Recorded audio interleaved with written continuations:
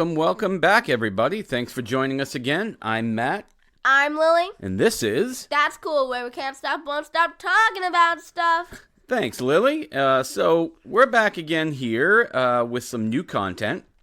And, of course, we are in the month of October, one of my favorite months of the year. I think you too, right, Lilith? Yeah, my favorite holidays, isn't it? Is Halloween. We have some great content here for you today. I learned a bunch of stuff about Halloween that I did not know, and we cover some really cool history I wrote it up. Here. And you what? Wrote it up. Type. You typed up some of it. I don't know if I would say you typed up all of it. Well, you're right. We have like 10 pages here, so I typed up 5, you typed up... No, I typed up 7, you typed up 3.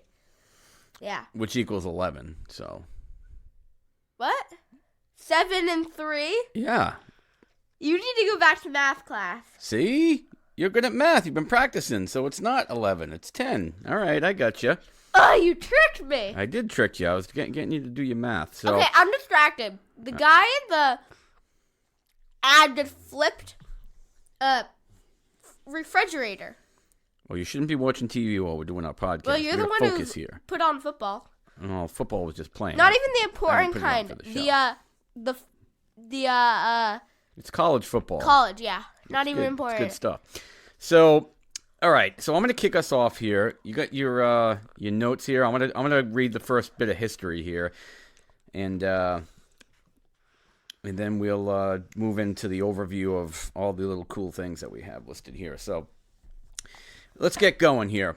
So Halloween is a holiday that's celebrated on what date? October 31st. All right, you knew that. All right, so you didn't even have to look at your notes. Good job. How'd you know that? It's the last day of October. This is true. It's true. It's a Tuesday this year. A Tuesday? Oh, very cool. Well, not cool. I'd rather have it on the weekends. Yeah. You know? Saturday's the best because then Sunday, you have to actually Saturday or Friday. Saturday or Friday? Yeah. Saturday or Friday. Well, no, actually not Friday because then your parents are too lazy to walk you around far from your house. No, we send you out and all by yourself. What are you talking about? Me and my best friend, we go trick-or-treating every year. And me and my dad actually go as, not the same costume, but, it goes together. Like, 1 year. Complimentary costume? What? A complimentary costume. They complement each other, the costumes.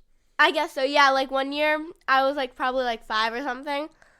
And I was Curious George, and he was the man with the yellow hat. Ah, this year, cool. I'm going to be Beetlejuice, and he's going to be that guy Bob, or whatever his name is. Bob? Isn't that guy? I don't remember what his name was in the movie. I think his name is Bob. Yeah. All right, cool. All right, so I'm gonna do a little bit of history here to get us level set, and then we're gonna get going. So, according to History.com, the first Halloween celebrations, they can be traced back to ancient Celts, and I keep wanting to call them Celts because of the Celtics, but they're Celts.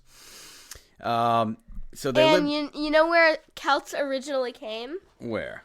They came from Scotland. Scotland? Yeah, they came from Scotland, and they used to do the jig. They used to do the Scottish jig while dancing to bagpipes, and they would play bagpipes in these Celts. Do you mean Irish? No. I mean bagpipe. They lived in the area occupied by Ireland, the United Kingdom, and northern France. And they celebrated a festival called Samhain, which is the day before the Aztec, Toltec, and Mayan cultures. Okay, I know what a Mayan is. I don't know what an Aztec or Toltec is. Well, we'll cover that at a later date, but there's ancient civilizations. I've heard of Aztec. I don't know what it is, but I've heard of it. No. So, either way, it was the Aztec, Toltec, and Mayan cultures that were celebrating the Dia de los Muertos. No. Which is... Dia de los Muertos. Oh, what does that even mean? The Day of the Dead. I'm not even holding my paper. You got it. The Day of the Matt's Dead. not holding his paper either. He has a table that he puts it on. It's much easier doing it this way. Well, mine's a short table, so. Yeah, it is, but it's functional.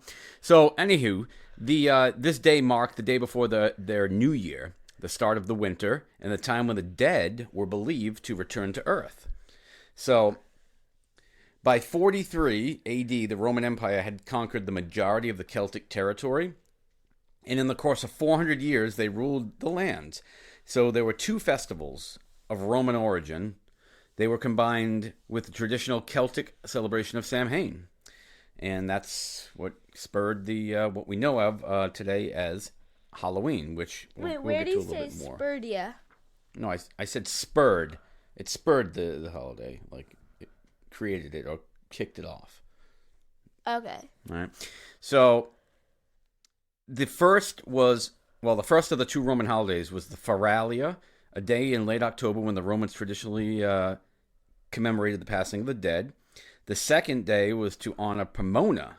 This is interesting. The Roman goddess of fruit and trees. The symbol of Pomona. I'm learning Latin in school. Well, that's and we had to pick Latin names, and mine's Diana. very cool. Well, I was gonna say Princess Diana, but then you could talk about it's a goddess. This one's a goddess of England, and then you also have Princess Diana, who of the Amazonians, which was Wonder Woman, Princess Diana. You want to know something? What? No, you already know this. I'm not talking to you. Oh, who are you talking to? Talking to the fans. The Lily fans. Yeah. So, actually, it's kind of funny. This is actually very funny. So Matt goes to CVS, right? A pharmacy, Yeah. and he picks up a couple things, and he uses my mom's phone number because like she gets all these discounts or whatever coupons, and he uses the 40% off coupon because she like gets these emails of like the receipts. She gets her 40% coupon Matt uses on Batman masks. Well, one Batman mask and a bag of Halloween candy. No, you used the 40% on the Batman mask, and I don't know what you did for the Halloween. Yeah, well, it's just the essentials, right? It's Halloween time. I get my So Batman are you going to mask. be Batman for Halloween? Well, I'm going to at least wear the mask and wear one of my shirts, and then Chili's going to wear his bat dog. Well, it's not bat dog. It's a bat wings for his harness. So we're going to go as a pair. It's complementary to each other. It's kind of funny because then Mom texted you a gif of Batman saying, yeah.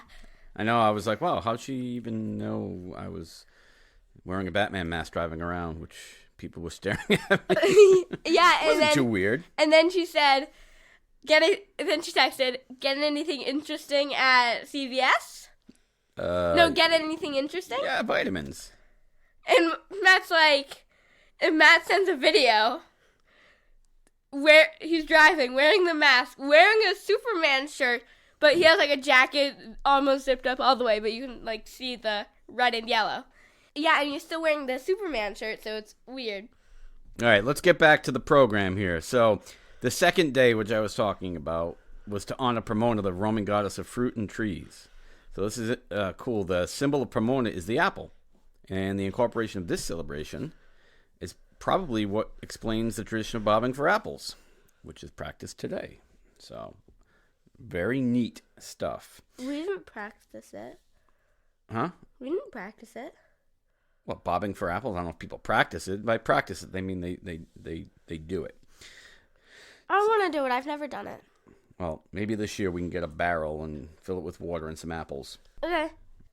So going back to the festivals, so the Celts and the Druids were Celtic priests. At this time, they would light bonfires and wear costumes to ward off evil spirits because the spirits were coming back to the earth on that night. And do you know what kind of costumes they wore? Yeah, they would wear costumes made out of animal heads and skins. Ugh, animal heads and skins. So that's what the original costumes were. Interesting. Yep. So one of the earliest instances of people wearing costumes on Halloween was in medieval Europe. The custom of trick-or-treating has been borrowed from what is known as guising or mumming in England, in Scotland, and Ireland. People would dress up in costumes and recite a poem, sing a song, or tell a story in exchange for a treat.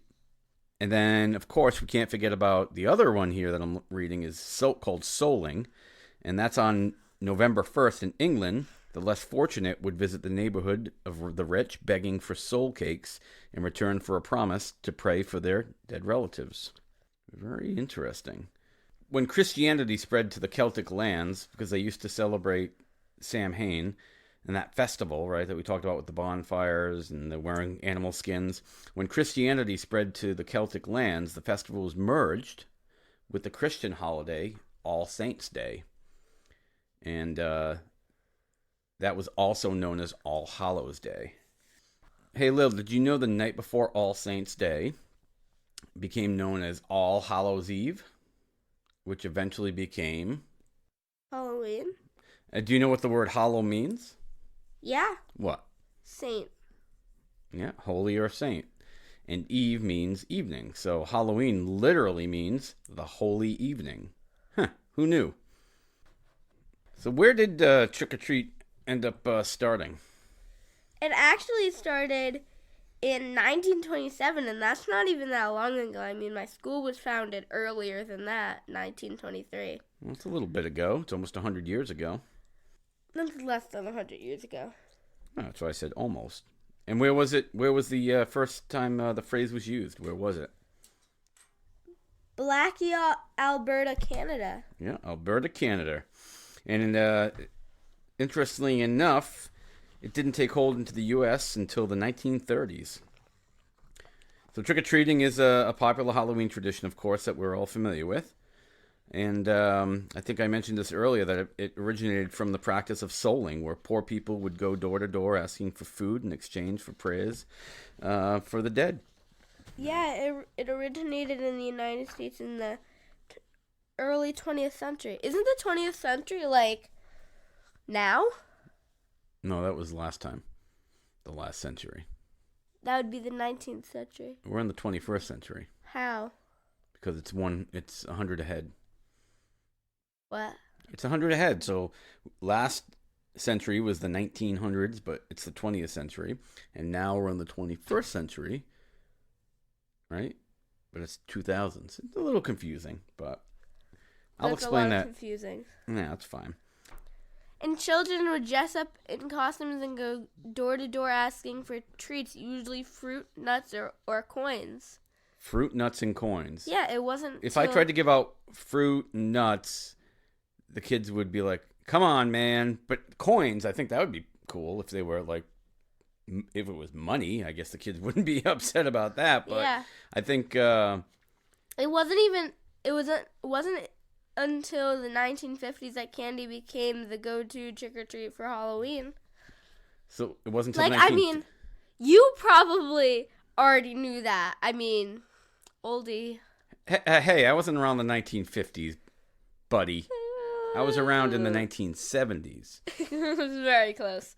No. Yeah. So all right. So it was in the 1950s when candy became the go-to treat. Very interesting. You were telling me about the tradition of carving pumpkins, which I love to do, and we're actually doing tomorrow, and I can't wait to carve my pumpkin. Well, I always do it with my best friend. Well, you can do another pumpkin. We can buy two. I think they were 2 for $5. 2 for $5. 2 for $10 at Stop and Shop, and that's where I got mine. So, anyway, let's. You know what? Guess what? What? Friendlow's probably listening. Well, if she's listening now, that means she's in this room, or she tapped into our microphones because we're not broadcasting this over the internet. No, but I mean, like, she's like, once we put it out, she'll listen. Oh, she'll listen to it. Like, I mean, if you go onto our website and you scroll to the bottom and look at the comments, you'll see hi, Friendlow. I know, I saw that. Like, I don't have any friends saying hi to me. I'm Friendlow to her, and she's Friendlow to me. Yeah, I get it. More about the Lils. All right, so the tradition of carving pumpkins. Where did that come from anyway? You were telling me about that earlier. It was an Irish legend about a man named Stingy Jack. Yeah. Oh, like jack-o'-lanterns. Yeah, Stingy Jack. Carved pumpkins with a candle inside originated from the Irish legend of Stingy Jack. The myth. I thought you said Stinky Jack. Stinky. All right. So, all right, tell me about the myth of Stingy Jack. He was eternally doomed to roam the earth at night. After making a deal with the devil to guide his way, he lit a coal and carved out turnip, inspiring Irish and Scottish Yeah. people to do the same. And when they later immigrated to America, however, they realized the native pumpkins there had a more ideal surface for carving. Yeah, so they were carving turnips in different things at the time, but then they came to America and found the pumpkin, so that's where it came from, Stingy Jack. So it says native, so they had pumpkins there, they just weren't good for carving. No, they were native pumpkins here in America. They were native to America. Oh, I thought that. No. So I thought they were like a different kind, and they wanted to do those instead. no. So as everybody can see here, Halloween was transformed originally from a pagan festival to a religious holiday that's commercialized today. It's a celebration of spooky fun. Yeah. All right, so we heard about how Halloween became Halloween and some of the traditions and about carving pumpkins. So back to the great stuff that we all get at Halloween, which I shouldn't eat, but Halloween candy. I want to know more about this. So Halloween candy, obviously, it's very popular in the United States. I think we spend quite a bit of money on this. At least I know I do. But what is I'm always curious what the most popular Halloween candy is out there. According to a recent survey, actually, the most popular candy in the United States, at least, I don't know about other people in other countries, but in the United States, it's Reese's Peanut Butter Cups. But the other top favorites include Snickers, M&M's, and Skittles. Oh my, you got my top favorites in there. And of course, you know my favorite. Skittles. Yes, but Snickers and M&M's. Oh my God. So, I love my Reese's Peanut Butter Cups, but a lot of those people are can't have it because they're allergic to peanut butter. yeah, that's true. It's definitely got to be careful with that. With allergies, but I thought your favorite was candy corn. To be honest with you, I see you nibbling on that all the time, all year round. You're saving that stuff. I mean, that stuff will last forever. I think the shelf life is 300 years on that. I believe. Candy corn's actually not bad. Ugh, it's wax. It's not bad. It's not good either. So I don't know. We're somewhere in the middle here. Yeah, it's not bad, but it's not bad, but it's not amazing. Oh, yeah. Well, it's like good. We can deal with it. If that's all I had, we could go with that. But you could buy it for me. All right, I'll buy you some Mom candy hates corn. it though. I know, and I don't think many people like it. But do you know that goes back to the 1880s when that was actually made? You want to know why it's called candy corn? I would love to know why it's called candy corn. This is not on the paper. This is just in my head. Oh, all right. We're going to need to fact check this. Wow, yeah, candy I'm always corn. fact checking you. I'm always fact checking you. So, what do you got? What do you got for us? Because candy corn originally got its name from. So it's candy, right? Well, that can be debated if it's candy or not. But yeah, go ahead. It's candy / wax. Yeah, exactly. So it's candy, right? Yeah. Okay, I'll give you that. And you stack it up. You stack it up and kind of just next to each other, but not next to each other. Well, the three different colors. In a circle. Oh, you're telling me if you put it down? If you stack it up in a circle. Yeah. It'll look like corn. Really? How do you know that? I looked it up. Oh, I thought you were reading the paper. I'm looking all over this paper. I'm like, it doesn't say anything like that. I didn't even think about that. Interesting. There's three different... Technically, I didn't look it up. I think my friend told me or something like that. All right, very interesting. So I like it. I like bringing new facts in. So why is it three different colors? Because to me, it all tastes the same. Are there different? I don't know that. What are you talking to me? I'm not a candy corn expert. You're a candy corn aficionado. All right. I'll give it to you because I was reading this. So there's 3 different flavors in there. Who knew? So there's Flavors? Huh? Flavors? Yeah, I thought it all tastes the same. It was one big flavor. But there's 3 different flavors in there. There's fondant. I don't know if I'm pronouncing that right. Fondant. Fondant. Okay. Fondant. Marshmallow Wait. and vanilla. Wait. What? Fondant? Yeah. They use that for baking. Do they? Yeah, it doesn't taste good though. Well, it says here that fondant, it's super sweet, and it's made of buttercream, which is butter and sugar. Don't you make that stuff for frosting for cakes when you make It's them? delicious. Buttercream's delicious, but fondant doesn't taste that good. Yeah, I guess it doesn't taste the same. So fondant is not silky and creamy like buttercream. They use it like. Have you ever seen Nailed It, for instance? Like any baking show, really. Well, I've seen some, but not many. Not like you haven't seen any. All right, you got me. You haven't seen I any. don't look at baking shows, but I do like to cook, but not bake. I'm not a big baker. I'm a baker. Well, yeah, Matt cooks. I bake. I've actually made a cake with no eggs. I'm that good. It crumbled, but I'm that good. I know you made stuff with Grandma Sue when you came home and you had We made all a these new butt tools. cake.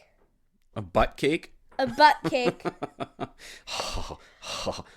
Beavis. Butt cake. Butt cake. More known to the people as bunt. Bunt cake. All right. But all right. we were looking how to make a bunt cake, and we were talking into it, and we said butt. Well, I don't want a butt cake. And guess what? And we saw a picture, and it was like a rabbit's butt. Oh my god, you're silly. So going back to the fondant. Fondant. So You can say, if you want to be a fancy, you can say a fondant. Fondante. Fondant. So But then when you want to be a little less fancy, you say fondant. got it. Then when you want to be not Western, you say fondant. All right. Then all when right. you want to be normal, you say fondant.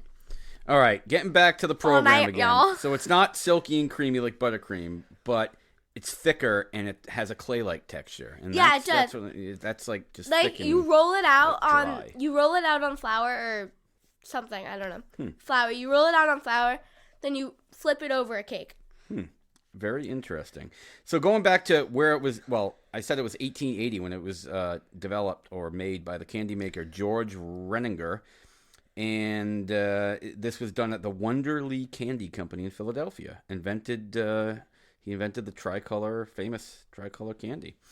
And do you know that originally when it was developed and it was marketed as chicken feed, since the candy resembled that of pieces of corn? So we've done a bit on candy corn here, but tell me about the world's largest candy corn, because that was pretty interesting. That it was made in 2001. How much did it weigh, this candy corn? Over 1,000 pounds. Oh my God. Yuck. Like that. That's a lot. Oh, hey. Be nice over there. Well, I mean, you almost ate a 250 bag pieces of mini candy. I didn't, though. I got my They weren't mini, Batman though. mask and I Don't got worry, the they candy and I weren't didn't minis. open the candy because the bag is for Halloween, so we're saving it. Americans love candy and they love Halloween, so we actually spend over $2 billion every year on Halloween. That's a lot of money. No, just on the candy. Yeah, just on the candy. Never mind all the decorations. You know? Well, I mean, the decorations don't cost much. You go to the Dollar Tree. Well, you can get some at the Dollar Tree, but some of them are very expensive. Yeah, last year when I went trick-or-treating, we saw this house. Well, we went to it, obviously. And they had 2 of those huge, gigantic, mega skeletons. Oh, I love those guys. They're like 15 feet tall, those skeletons on people's yards. And they had 2, and they had, like, real, like, corn stalks. Wow. They had, like pumpkin head scarecrows. That's awesome. You know, people, And they had, some people go they had, all like, out. a smoke machine. Very cool. And I think they gave out, like, dollar bills or something like that. Dollar bills. Well, I'm Dollar going to that bill, house. And just keep going back and around with a different costume each time. Hey, I'm back. So, I guess candy wasn't individually wrapped. And you told me what the first candy that was individually wrapped was. And it was invented in 1896, this candy, interestingly enough. What was it, Lil? A Tootsie Roll. Uh-huh. The Tootsie Roll. I don't really like Tootsie Rolls that much. I like them. I think they're all right. I don't really like them in lollipops. Actually, that one I don't mind because it's got the candy on the outside. And then when you bite into it, kind of has a mix of the last bite there of the candy and the Tootsie Roll. I don't like it when it's because I like watermelon ones, so it doesn't taste as good. There's a lot of different flavors out there. But I always think it's gum. It tastes like gum because of the lollipop mixes with it. Well, it looks like I printed a little too much again this time, Lil. I think we're going to have to break... Well, I wrote it, so it's like... Well, I printed it, and... I just write a couple pages for you, and you see which ones you like. Well, I think I printed them all, and because I really liked a lot of the content, so I think we're going to have to break this one again into 2 episodes, so that way we give folks a little break in between. So this was a fun episode, and I learned a lot. How about you, Lily? Yeah, it was so fun. So Halloween's almost here, and today's the 22nd, so we're going to release this one today or tomorrow, and then we'll do the next one next week just in time for Halloween. And we'll have some more spooky Can we just say facts. something this week? You know what's happening this week? Speaking of dates. What? You know what's happening this week? I don't. You tell me. Well, on the 27th. Do you know what? 27th. I don't know. Is that a Friday? Well, yes, it is a Friday. Is that... I don't know. Friday the 13th already passed, so I don't know. Taylor Swift. Here we go again, folks. What? This is going to be a scream. It's going to be scary. It's about Taylor Swift. Taylor Swift is releasing... Taylor Swift is releasing 1989 Speak Now. Taylor's version. Very cool. Taylor's version. All right, so that's all we have. And Lily, what would we decide on to call this episode? Was it the Ghoulish one? Yeah, the Ghoulish one. All right. It's Ghoulish Good Times, Halloween Facts and Fun. Fun and facts. Ghoulish Good Times, Halloween Fun Facts. Yeah. Part 1. I don't know, we're doing so many two-parters. I know. There was one thing we completely forgot to do at the start of this episode. What did we forget to do before we wrap this up? We forgot to tell them how many times we said pirate last episode. Oh, yeah, that's right. And we went through all that work to count it all every time we said pirate in the last episode. So hopefully everybody played along and participated, and you have your number ready. So without further ado, Lily, tell us how many times did we say pirate in the last episode? 33 times. Wow. And you said it, what, 29? And I said it 4? Yeah. That's about right. So hopefully you got that right. And if not, and if we got that incorrect, let us know. We're willing to recount. But thank you, everybody, for joining. We truly appreciate everybody listening to our podcast. As we wrap up here, I again want to let you know if you want to check us out on the web.